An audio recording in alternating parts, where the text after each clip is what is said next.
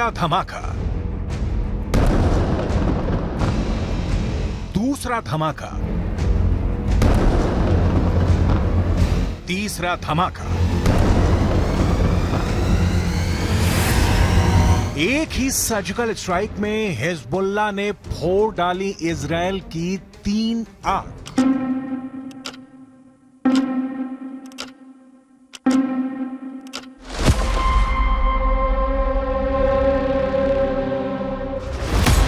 पहली आंख, दूसरी आंख, तीसरी आंख। हिजबुल्लाह ने मिसाइल अटैक करके इजराइल की 3 आंखों को फोड़ दिया। ये मेरान एयर सर्वेलेंस बेस है और यहां इजराइल के रेडार और कम्युनिकेशन सिस्टम थे, जिससे वो लेबनान में हिजबुल्लाह पर नजर गड़ाए रहता था।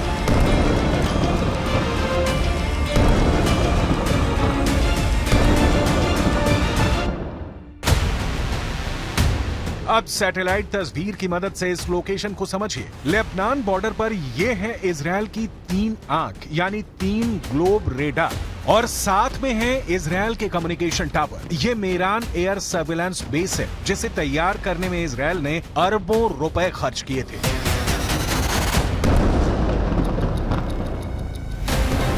यही वजह है कि लेबनान के हिजबुल्लाह ने इसे अपना सॉफ्ट टारगेट बनाया। बेरूत में हमास के डिप्टी चीफ सालेह अल अरूरी की मौत के बाद यह हिजबुल्लाह का इजराइल पर सबसे बड़ा हमला है।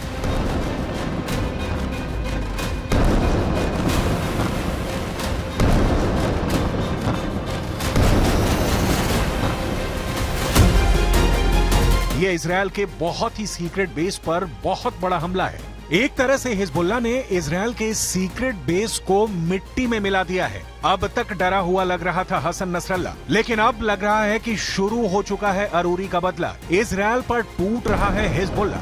हसन नसरल्लाह को पहले बैकफुट पर देखा गया। अरूरी की मौत के बाद हसन नसरल्लाह की जुबान में वो तीखापन नहीं था जिसकी इजराइल को उम्मीद थी, लेकिन अब हिजबुल्लाह ने अपना सबसे खतरनाक अटैक करके इजराइल को सोचने पर मजबूर कर दिया है कि वो हिजबुल्लाह से कैसे निपटेगा। עדיין יש בג'באליה מחבלים, רק כעת הם פועלים ללא מסגרת וללא מפקדים. נתקלנו וגם ניתקל בירי רקטי ספורדי מהמרחב הזה. תקפנו אותו ונמשיך לתקוף ונמשיך להעמיק את ההישג באזורים האלה. זה דורש זמן. אין קיצורי דרך בלחימה בטרור.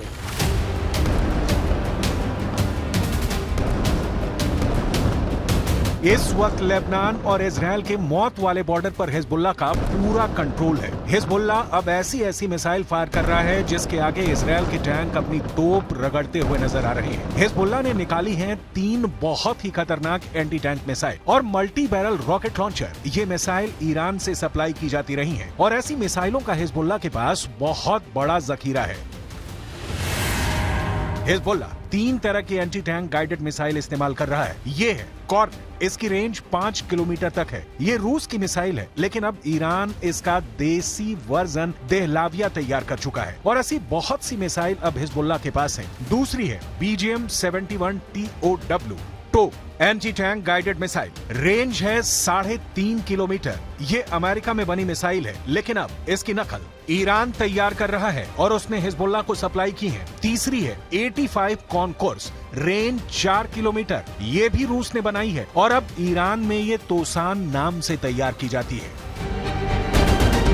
इन्हीं मिसाइलों से हिजबुल्लाह ने इजराइल के मेरान एयर सर्विलांस बेस पर हमला किया है।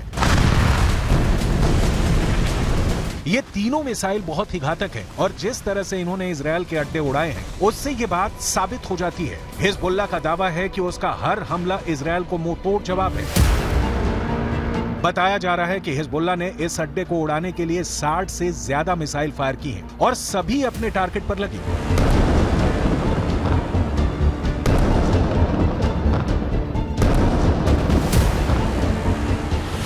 ये मेरान एयर सर्विलांस बेस के अंदर की तस्वीरें हैं, जिन्हें बहुत ही सीक्रेट माना जाता है। ये बेस 1967 में बनाया गया था ताकि लेबनान बॉर्डर पर नजर रखी जा सके। इसका कंट्रोल इजराइल की एयरफोर्स के पास है। इस बेस से हवाई टारगेट को भी ट्रैक किया जाता रहा है और रॉकेट और तोप के गोलों को भी ट्रैक किया जाता है ताकि लेबनान बॉर्डर से लगे उत्तरी इजराइल के इलाकों को सुरक्षित रखा जा सके। दक्षिण लेबनान और उत्तरी इजराइल के बीच जो बॉर्डर है वहाँ तनाव बहुत ज्यादा है। कब कहाँ बम फटेगा, कहाँ धमाका होगा, ये या तो हिजबुल्लाह जानता है या फिर इजराइल की सेना। वैसे यहाँ के लोगों को भी पता है कि बहुत जल्दी युद्ध का एपिसेंटर गाजा से निकलकर लेबनान तक पहुँच सकता है। यहाँ तैनात संयुक्त राष्ट्र की सेनाएं भी अलर्ट मोड पर हैं। लगातार पेट्रोलिंग हो रही है। हमास के डिप्टी चीफ सालेह अल अरूरी की मौत के बाद हिजबुल्लाह के सामने बस दो ही विकल्प है, या तो उसे मरना होगा या उसे मारना होगा। यही वजह है कि हिजबुल्लाह ने इजराइल के अड्डों को टारगेट करना तेज कर दिया है। इस वक्त पश्चिम एशिया में युद्ध की जो आग लगी हुई है, गाजा पर बमबारी के बीच हमास और इजराइल के बीच जिस तरह की टक्कर हो रही है, उसमें अब नया खतरा इजराइल और लेबनान बॉर्डर का भी है। यहाँ भड़के शोले अब युद्ध की इस आग को 10 गुना भड़का सकते हैं और अब दुनिया में सिर्फ 4 लोग इसे कंट्रोल कर सकते हैं। पहले हैं इजराइल के प्रधानमंत्री बेंजामिन नेतन्याहू, दूसरे हैं ईरान के राष्ट्रपति इब्राहिम रईसी, तीसरे हैं अमेरिका के राष्ट्रपति जो बाइडेन और चौथे हैं यूरोप से लेकर अमेरिका तक सबको हिला देने वाले रूस के राष्ट्रपति व्लादिमीर पुतिन। इस वक्त सबसे ज्यादा एक्टिव ईरान है, खासकर किरमान में आतंकी धमाकों के बाद ईरान ने हिजबुल्लाह और यमन के हूथी विद्रोहियों को चौकन्ना रहने के लिए कहा है। ईरान ने इन दोनों मिलिशिया तक पहले ही इतने हथियार पहुंचा दिए हैं कि अगर इजराइल ने गाजा पर बमबारी नहीं रोकी तो हिजबुल्लाह और हूथी दोनों इजराइल पर बम बनकर फट सकते हैं। ये बात नेतन्याहू भी जानते हैं।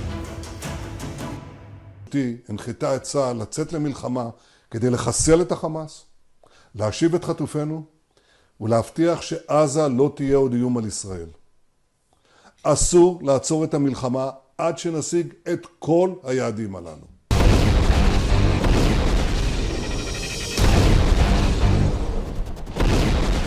जब से सालेह अल अरूरी को इजराइल ने ड्रोन स्ट्राइक में मारा है, तनाव बहुत ज्यादा फैल गया है। ये ड्रोन स्ट्राइक बेरूत के दहिया इलाके में हुई, जिसे हिजबुल्लाह का गढ़ माना जाता है। दहिया में जब सालेह अल अरूरी को जब हमास के ऑफिस के करीब देखा गया, तब इजराइल का ड्रोन मौत बनकर टूट पड़ा। इस हमले में सालेह अल अरूरी के अलावा 5 और लोग मारे गए जो हमास के ही अधिकारी थे।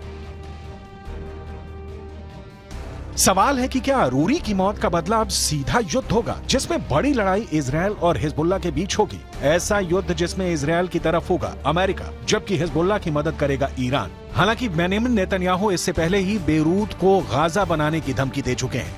תקפנו מטרות רבות של חיזבאללה, חיסלנו מחבלים רבים, ואני שב ואומר, אם חיזבאללה יבחר להיכנס למלחמה,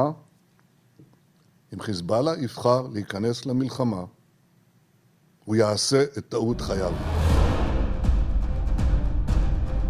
देखा जाए तो हिजबुल्लाह वो संगठन है जिसे ईरान से पूरी मदद मिलती है और ईरान हिजबुल्लाह को इजराइल के खिलाफ एक बड़े हथियार के तौर पर इस्तेमाल भी करता आया है। लेकिन इजराइल ने अगर हिजबुल्लाह का हाल हमास जैसा करने का फैसला किया तो लेबनान में वर्ष 2006 वाले युद्ध की तबाही दोहराई जा सकती है।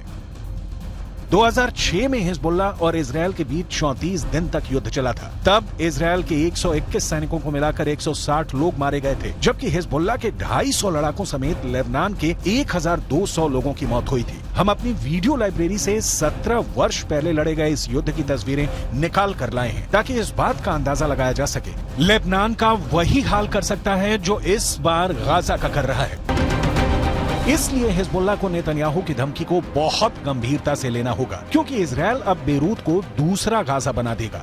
ये वो साफ साफ कह रहा है।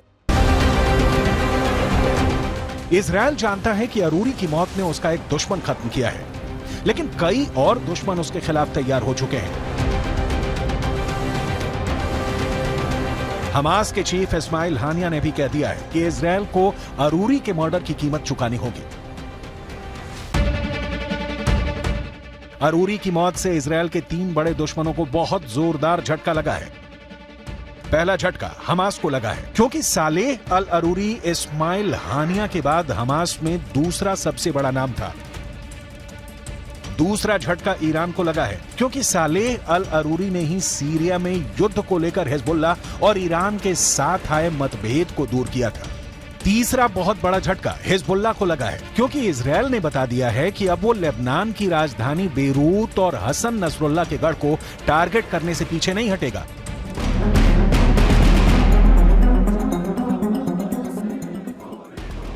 इस वक्त गाजा के बाद वेस्ट बैंक में भी युद्ध के हालात बनते नजर आ रहे हैं। सालेह अल अरूरी की मौत के बाद वेस्ट बैंक में प्रदर्शन शुरू हो गए हैं। सड़कों पर हजारों लोग इजरायल के खिलाफ उतर आए हैं। हालात ऐसे हैं कि इजरायल को अब अपनी ड्रोन फोर्स को वेस्ट बैंक के ऊपर एक्टिव करना पड़ा है। देखा जाए तो वेस्ट बैंक इजरायल के खिलाफ 5वां मोर्चा है। इससे पहले गाजा की लड़ाई है, हिजबुल्लाह से लड़ाई है, हूथी से युद्ध का खतरा बढ़ता जा रहा है। इराक में ईरान समर्थित हश्द अल शाबी ने अमेरिका के ठिकानों पर हमले बढ़ा दिए हैं। अरूरी की मौत के बाद ये मोर्चे और मजबूत होंगे, इसमें कोई शक नहीं। ये युद्ध फैला तो समझ लीजिए कि बहुत से देश इसकी चपेट में आ जाएंगे।